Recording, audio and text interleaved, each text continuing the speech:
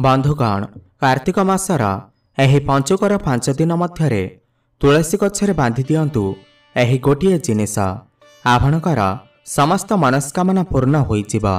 आपणकर घरे सुख समृद्धि एवं धन वैभवर वृद्धि हेब।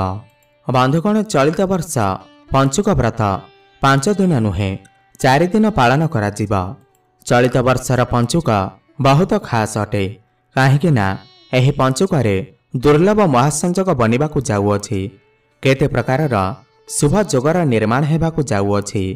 एही पंचुकरे पूरा 62 प्रकारर शुभ जोगर निर्माण हेबाकु जाउअछि।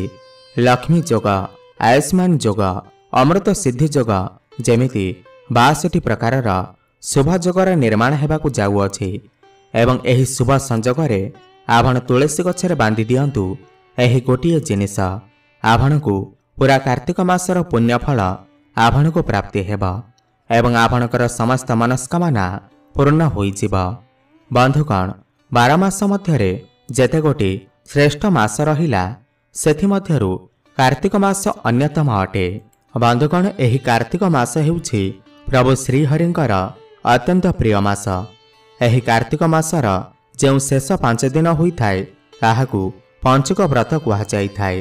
पंचुक व्रत देवोत्थानी एकादशी आरंभ होई कार्तिक पूर्णिमा पर्यंत चली थाए एवं देवोत्थानी एकादशी ठारू भगवान विष्णु जाग्रत अवस्था रही थांती बा जाग्रत होई थांती। बंधुगण एही पंचुकर 5 दिन मध्यरे माँ लक्ष्मी स्वयं निजे तुलसी गछरे विराजमान रही थांती। सेथिपाई कार्तिक मासरे तुलसी पूजनर महत्व बहुत अधिक रही थाए। आपण माने जदि पूरा मास सारा कौनसी व्रत रखी नाहंती, कौनसी पुण्य काम करि नाहंती, काहाकू दान दक्षिणा देई नाहंती, ताहेले एही पंचुकर 5 दिन रे तुलसी गछरे बांधि दियंतु एही गोटिए जिनिस पूरा मासर पुण्यर फल आपणकु प्राप्ति हेब। एहा सहित भगवान विष्णु एवं माँ लक्ष्मीकर कृपा मध्य आपणकु प्राप्ति हेब।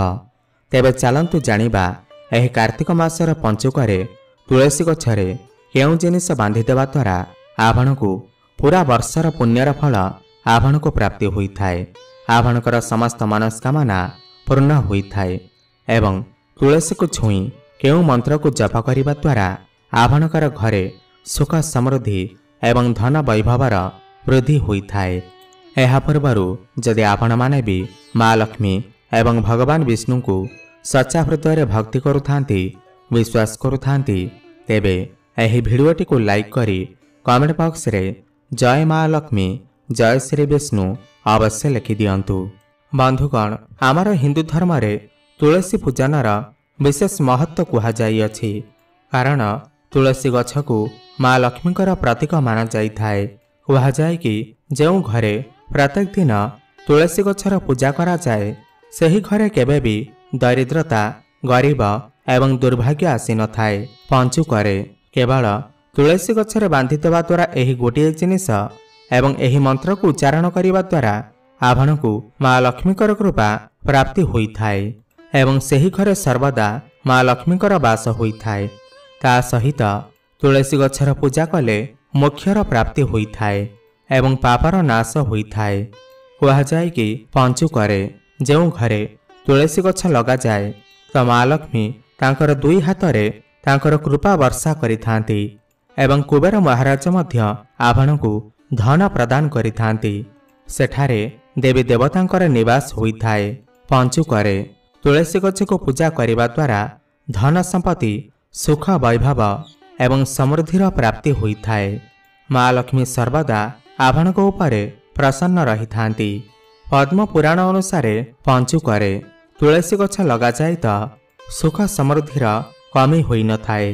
तुलसी गछरे ब्रह्मा, विष्णु एवं शंकर एही त्रिदेवंकर वास माना जाई थाए।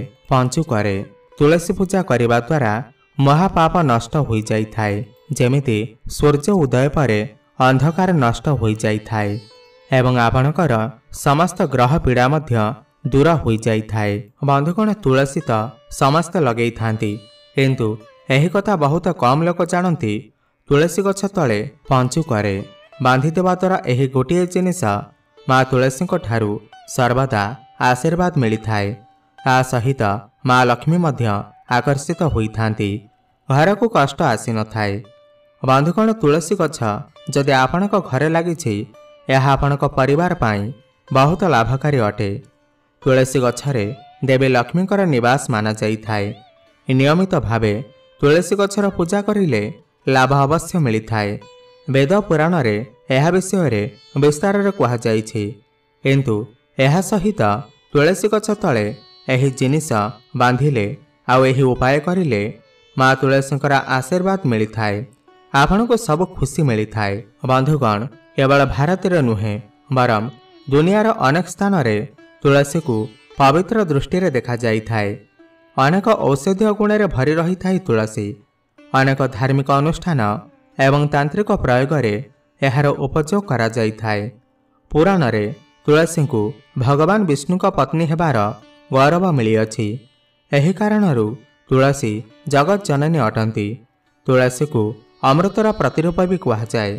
ଯେଉଁଠାରେ ତୁଳସୀ ଗଛ ଲାଗିଥାଏ ସେଠି ବ୍ରହ୍ମା, ବିଷ୍ଣୁ ଏବଂ ଶଙ୍କର ଏହି ତ୍ରିଦେବଙ୍କର ବାସ ହୋଇଥାଏ। ଏଣୁ ସବୁ ହିନ୍ଦୁ ଘରେ ତୁଳସୀ ଗଛ ରହିବା ଜରୁରୀ ଅଟେ।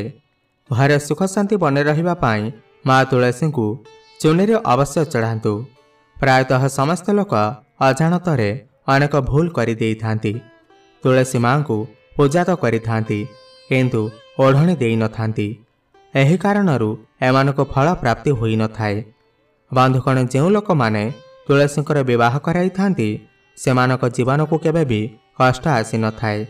ଶାଳଗ୍ରାମ ଏବଂ ତୁଳସୀ ବିବାହ କରାଇବା ଫଳରେ କଳହ, ପାପ, ଦୁଃଖ ଏବଂ ରୋଗ ଦୂର ହୋଇଥାଏ। ବନ୍ଧୁଗଣ, ଯଦି ଆପଣ ଏହି ପଞ୍ଚୁକରେ ଜଳରେ କିଛି ଟୋପା କ୍ଷୀର ମିଶାଇ ମା ତୁଳସୀଙ୍କୁ ଅର୍ପଣ କରିବେ ତ ଏଥିଦ୍ୱାରା ଭଗବାନ ବିଷ୍ଣୁଙ୍କର କୃପା ଆପଣଙ୍କୁ ପ୍ରାପ୍ତି ହୋଇଥାଏ। କ'ଣ ପାଇଁ ନା ତୁଳସୀଙ୍କୁ ବିଷ୍ଣୁ ପ୍ରିୟ ମାନାଯାଏ। ସେଥିପାଇଁ ତୁଳସୀରେ କ୍ଷୀର ଚଢ଼ାଇବାର ମାନେ ହେଲା ଭଗବାନ ବିଷ୍ଣୁଙ୍କୁ କ୍ଷୀର ଅର୍ପଣ କରିବା। ଏହି ଉପାୟ ଦ୍ୱାରା ଘରେ ସୁଖ ସମୃଦ୍ଧି ଆଉ ଧନର ଲାଭ ହୋଇଥାଏ। ବରଂ ଏହି ଉପାୟକୁ ଧନତେରସ ଦିନ ବି କରିବା ଦ୍ୱାରା ଜାତକରେ ବୃହସ୍ପତି ଗ୍ରହ ମଜବୁତ ହୋଇଥାନ୍ତି ଆଉ ଘରର ସବୁ କଳହ ଦୂର ହୋଇଯାଇଥାଏ। ଏବେ ମୁଁ ଆପଣଙ୍କୁ ଆଉ ଗୋଟିଏ ଉପାୟ କହିବି, ଯାହାକୁ କରି ଆପଣ ନିଜର ସବୁ ସମସ୍ୟାକୁ ଦୂର କରିପାରିବେ। ଏହି ଉପାୟକୁ ଆପଣ ପଞ୍ଚୁକରେ କରିପାରିବେ, ନହେଲେ କେଉଁ ବି ଗୁରୁବାର ଦିନ କରିପାରିବେ। ଭଲ ଦିନରେ କରାଯାଇଥିବା ଏହି ମହା ଉପାୟ ଆପଣଙ୍କର ଘର ଧନଧାନ୍ୟରେ ଭରିଦେବ। ପ୍ରଥମେ ଆପଣ ସକାଳୁ ଉଠି ସ୍ନାନ ଆଦି କରି ସ୍ୱଚ୍ଛ ବସ୍ତ୍ର ପରିଧାନ କରି ତୁଳସୀ ଗଛ ମୂଳରେ ଗୋଟିଏ ନାଲି ରଙ୍ଗର ଢାଗା ବା ମୂଳି ସୂତା ବାନ୍ଧି ଦିଅନ୍ତୁ। ତାପରେ ଆପଣଙ୍କୁ ଗୋଟିଏ ମାଟି ହାଣ୍ଡି ଆଣିବାର ଅଛି। ସେଥିରେ ଆପଣଙ୍କୁ ଚାଉଳ ଭରିକି ରଖିବାର ଅଛି। ଚାଉଳ ଉପରେ ଆପଣଙ୍କୁ ସିନ୍ଦୁର, 1 ଟଙ୍କାର କଏନ୍ ଆଉ 3ଟି ତୁଳସୀ ପତ୍ର ପକାଇଦେବେ ସେହି ମାଟି ହାଣ୍ଡିରେ। ତାପରେ ଗୋଟିଏ ଚୁନିରେ ଘୋଡ଼େଇ ଦେବେ।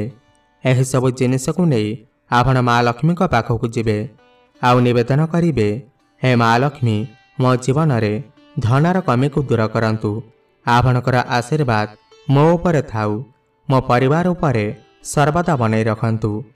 ଏହାପରେ ଏହି ମାଟି ହାଣ୍ଡିକୁ ନେଇ ଆପଣଙ୍କର ଧନ ରଖୁଥିବା ସ୍ଥାନରେ ରଖିଦିଅନ୍ତୁ। ଦେଖିବେ ଆପଣଙ୍କୁ ମା ଲକ୍ଷ୍ମୀଙ୍କର କୃପା ନିଶ୍ଚିନ୍ତ ପ୍ରାପ୍ତି ହେବ। ବନ୍ଧୁଗଣ, କୁହାଯାଏ କି ମା ଲକ୍ଷ୍ମୀ ହିଁ ତୁଳସୀର ଦ୍ୱିତୀୟ ରୂପ ଅଟନ୍ତି। ଯଦି ଆପଣ ମା ଲକ୍ଷ୍ମୀଙ୍କୁ ପ୍ରସନ୍ନ କରିଦେଲେ ତ ଆପଣଙ୍କର ଜୀବନରେ କେବେ ବି ଟଙ୍କାର କମି ରହିବ ନାହିଁ। ଏହି ଉପାୟକୁ ଆପଣ ପଞ୍ଚୁକର ଏହି 5 ଦିନ ମଧ୍ୟରେ ଅବଶ୍ୟ କରନ୍ତୁ।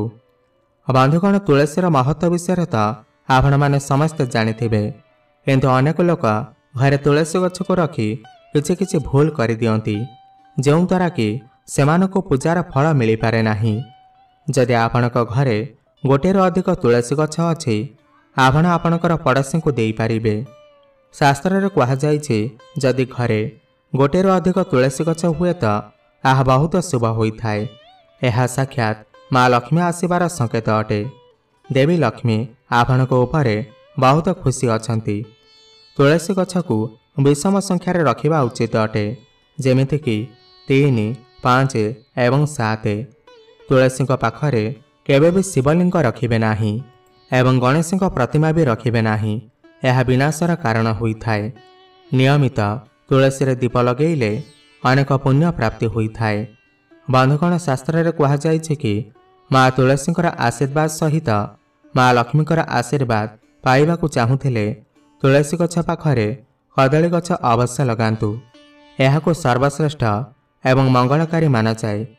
एथिरे माँ लक्ष्मी सहित विष्णुकर कृपा मध्य मिलिथाए। जो घरे तुलसी पाखरे यह जिनिस रखा जाई न थाए सेही घरु लक्ष्मी कोष दूरे रही थांती एवं माँ तुलसी भी प्रोदित होई थांती। आपण जो कार्य करिवे सेथिरे सफलता मिलिब नाही। तुलसी गछ पाखरे शालग्राम अवश्य रखंतु, नचेत खराब समय आपणको घेरीदेव। शालग्राम भगवान विष्णुकर निराकार रूप माना जाइथाए। जो घरे तुलसी पाखरे शालग्राम को रखा जाइथाए एथिरे माँ लक्ष्मी सहित भगवान विष्णुकर कृपा मध्य प्राप्ति होइथाए। बंधुगण पंचुकरे एही जिनिस को बांधिबा परे एवं तुलसी गछ को पूजा करि सारिबा परे तुलसी गछ मूलरे बसी एही खास मंत्र को निश्चय जप करंतु। मंत्रटी हेउछि महाप्रसाद जननी सर्व सौभाग्य वर्धिनी आदि व्याधि जरामुक्त तुलसी तम नमस्तुते। एही मंत्र को आपण 3 थर जप करंतु। देखिबे एही मंत्र को जप करि सारिबा परे आपणकर समस्त मनस्कामना निश्चिंत भाव पूर्ण होइजिब। आपणको माँ लक्ष्मीकर आशीर्वाद प्राप्ति हेब। आपणकर समस्त ग्रह पीड़ा मध्य दूर होइजिब। व्यापार वाणिज्य चाकरी क्षेत्र में आपणको लाभ प्राप्ति हेब। वैवाहिक जीवन प्रेम जीवन मध्य सुख फेरी आसिब। एबे बंधुगण आपणको जदि यह भिडियोटी भल लगी थाए ताहले एही भिडियोटी को लाइक करी कमेंट बॉक्स रे जय माँ लक्ष्मी अवश्य लिखि दियंतु।